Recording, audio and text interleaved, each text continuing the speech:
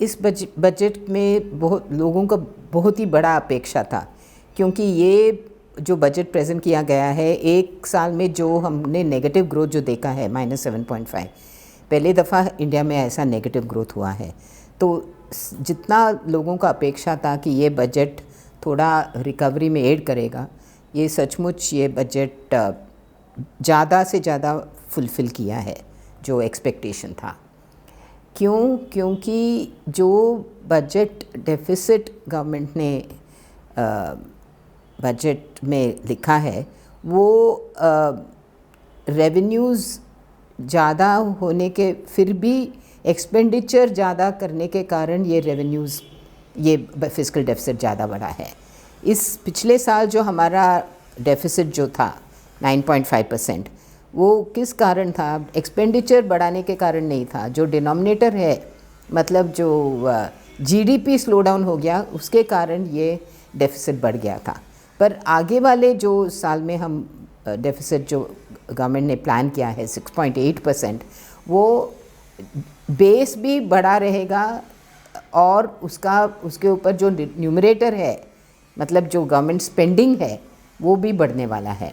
और ये ऐसे टाइम में एक्सपेंडिचर बढ़ेगा जहाँ पर मोबिलिटी ज़्यादा होने वाला है, क्योंकि एक तो वैक्सीन के कारण और दूसरा जो मोबिलिटी ज़्यादा आया है, वो कोविड का भी जो ट्रेंड कम हो गया है, उसके कारण लोगों का जो नॉर्मलाइजेशन इकोनॉमिक एक्टिविटी में आ गया है, उसको भी बढ़ावा देगा। तो उसका टाइमिंग बहुत ज़रूरी था और ये सबसे अच्छा टाइमिंग था जो इस बजट का मतलब एक्सपेंडिचर बढ़ाने का।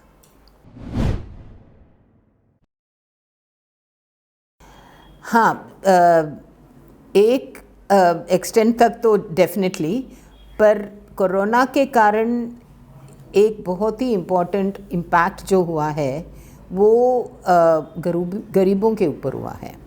क्योंकि जो एम्प्लॉयमेंट जो कॉन्ट्रैक्शन हुआ है, वो सब लो इनकम कैटेगरीज़ के लोगों में हुआ है, और जो इनकम जो गिरा है वो इनफॉर्मल सेक्टर में हुआ है, और जो डेली वेजेस एम्प्लॉयमेंट में, और जो कंस्ट्रक्शन, होटल, जिस सेक्टर्स में हमारा एम्प्लॉयमेंट बढ़ा था पिछले 10-15 साल से, उन्हीं सेक्टर्स में अभी लोगों को काम नहीं मिल रहा है। तो इन लोगों के लिए जो सचमुच मतलब कोरोना का स्लो डाउन के कारण, लॉकडाउन के कारण इन लोगों के ऊपर जो असर हुआ है, वो तो बहुत ही गहरा है। इनके लिए गवर्नमेंट ने जो किया था, मतलब डायरेक्ट बेनिफिट कैश ट्रांसफ़र्स जो उन्होंने किया था, एक्स्ट्रा रेशन जो दिया था, जो रिलीफ मेजर्स दिया था, वो सब, और जो नरेगा का प्रोग्राम जो उन्होंने ज़्यादा एलोकेशन किया।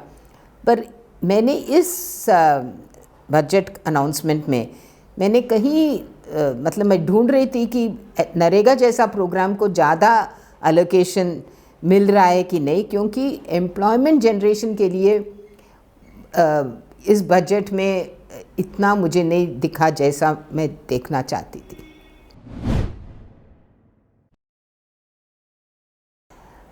जैसे मैंने पहले ही कहा था, दुनिया भर के देशों में ये जो डिफिसिट है वो बड़ा है। वैसे सोचेंगे तो बाकी देशों में इससे हमसे बहुत ही बड़ा फिस्कल डेफिसिट उन्होंने इनकर किया है। इस पिछले साल जो गवर्नमेंट के अगेंस्ट जो क्रिटिसिज्म था कि वो एक्सपेंडिचर नहीं कर रहे हैं, तो मुझे नहीं लगता है कि इसका कोई मतलब इतना बड़ा असर होने वाला है। पर इसके ऊपर गवर्नमेंट को ख्याल देना चाहिए, क्योंकि जो एक्सपेंडिचर इस फिस्कल डेफिसिट के कारण गवर्नमेंट कर रहे हैं, वो तो या तो हेल्थ के ऊपर है, या इंफ्रास्ट्रक्चर के ऊपर है, या इसको बाकी जो मतलब जो गवर्नमेंट ने प्लान किया है, वो सब एम्प्लॉयमेंट जनरेशन की तरफ होगा तो सबसे अच्छा रहेगा। नहीं तो फिस्कल डेफिसिट के कारण सिर्फ रेवेन्यू एक्सपेंडिचर में होगा तो उससे रिटर्न नहीं आता है, फिर बाद में अपना डेट का जो प्रॉब्लम बढ़ जाता है, फिर उसका असर पड़ सकता है। पर इस साल में ये जो डिसीजन निर्णय लिया है, मुझे लगता है सही है, पर इसमें ऊपर बहुत से ध्यान रखना चाहिए, क्योंकि इसका असर इन्फ्लेशन पे क्या हो सकता है, उसके ऊपर एक नज़र रखते हुए आगे बढ़ना चाहिए। ग्रामीण क्षेत्र के लिए जो वित्त मंत्री ने अनाउंस किया था कि एमएसपी के नीचे जो गवर्नमेंट का खर्चा हुआ है, उन्होंने बताया कि 2013-14 में कितना हुआ, पिछले साल कितना हुआ और इस साल। यही बताना चाहते थे कि सचमुच गवर्नमेंट के बजट से ग्रामीण क्षेत्रों में फार्मर्स को काफ़ी कुछ पैसा डायरेक्टली मिल रहा है मिनिमम सपोर्ट प्राइस के कारण। और प्रोग्राम्स जो उन्होंने बताया है, एग्रीकल्चर क्रेडिट का जो टारगेट है वो ज़्यादा बढ़ाया है उन्होंने 16.5 लाख करोड़, और फिशरीज़ के लिए ख़ास करके प्रोग्राम बनाए गए हैं, और बाकी जैसे फ्रूट्स और बाकी अलाइड एक्टिविटीज़ के लिए भी जो एक्सपेंडिचर वो इनकर करना चाहते हैं उसके बारे में भी उन्होंने कुछ बताया गया है। पर मैंने अगेन बिग टिकट या ऐसा बड़ा plan rural infrastructure development fund का थोड़ा बढ़ाया गया है। इससे अलावा मैं थोड़ा इसके बारे में स्टडी करके देखना पड़ेगा कि ग्रामीण क्षेत्र के लिए और क्या वित्त मंत्री ने अनाउंस किया है।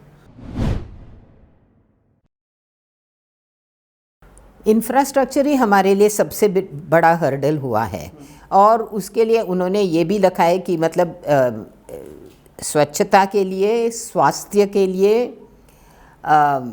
वेस्ट मैनेजमेंट के लिए, ड्रिंकिंग वाटर के लिए, मतलब जो लोगों का हेल्थ के लिए और वेलफेयर के लिए जो करना है, और रेलवेज़ में, रोड ट्रांसपोर्ट में, पब्लिक ट्रांसपोर्ट में, मेट्रोज़ में, इन सब चीज़ों के लिए जो करना है उन्होंने अच्छी तरह से मतलब एक्सप्लेन किया है। पर इन सब चीज़ों में सबसे इम्पॉर्टेंट जो है वो इम्प्लीमेंटेशन होता है। टाइम के ऊपर अपना जो प्रोजेक्ट शुरू किया है वो टाइमली इम्प्लीमेंट नहीं होता है तो टाइम भी ज़्यादा बढ़ता है, जैसे आप उसका रिटर्न्स जो आएगा वो देर से आता है, फिर उतने में खर्चा भी ज़्यादा बढ़ जाता है, टाइम भी ज़्यादा बढ़ जाता है और उसमें लॉसेस होने लगता है। तो इसलिए ये सब जो प्रोग्राम्स हैं उसमें एग्जीक्यूशन ही सबसे इम्पॉर्टेंट है, और उसके ऊपर हमने ध्यान रखते हुए करेंगे तो इसमें बहुत ही हमारा फ़ायदा हो सकता है। एक्चुअली सब लोग हेल्थ सेक्टर में हम लोग 1.3% ऑफ जीडीपी अभी स्पेंड कर रहे हैं, और सब लोग सोच रहे थे कि इसको 3% करना चाहिए।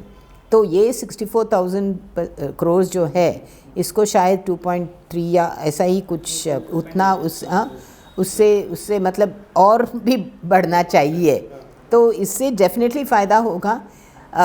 अल्टीमेटली परसेंटेजेस तो परसेंटेजेस ही रहते हैं, इसको कैसा खर्चा किया जाता है, और सचमुच जिन लोगों के लिए ये primary health centres, secondary health centres, tertiary health centres, सब अल्टीमेटली हम लोग देखना चाहते हैं उधर से हमारा आम लोगों को, गरीब लोगों को पब्लिक हेल्थ सिस्टम से सर्विस मिलता है कि नहीं। क्योंकि इंडिया में जो बोलते हैं हेल्थ सेक्टर में जो लोग हैं वो पब्लिक हेल्थ सिस्टम से उनका इतना फ़ायदा नहीं होता है, उनका आउट ऑफ पॉकेट एक्सपेंडिचर जो होता है, जो गवर्नमेंट हॉस्पिटल से या गवर्नमेंट प्राइमरी हेल्थ सेंटर से नहीं मिलता है, वो 60 to 70% है। तो वो कम होना चाहिए। खुद का पॉकेट में से जो खर्चा करते हैं लोग वो बहुत ही ज़्यादा करते हैं इंडिया में।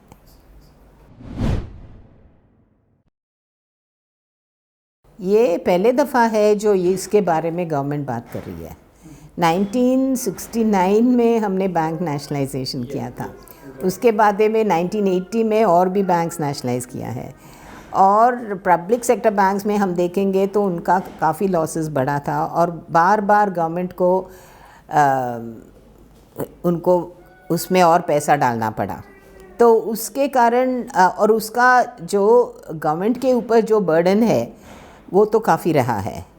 इसीलिए जैसे हमने काफ़ी परसेंट मतलब गवर्नमेंट पब्लिक बैंक्स जो हैं 70% 65% पब्लिक सेक्टर में है, उसको वैसे गवर्नमेंट कम्प्लीटली प्राइवेटाइज नहीं करना चाहेंगे। इसलिए शुरुआत के लिए उन्होंने 2 बैंकों को चुन रहे हैं, नाम कौन सा है बताया नहीं गया है, कि इनको हम लोग अभी प्राइवेटाइजेशन के लिए लेंगे, ताकि इसमें प्राइवेट सेक्टर से जो कैपिटल आएगा फिर वो बैंकों को क्रेडिट लेंडिंग सब उसके लिए हो जाएगा, और गवर्नमेंट का पब्लिक जो फिस्कल से निकलेगा वो उनके गवर्नमेंट के ऊपर बर्डन कम होगा।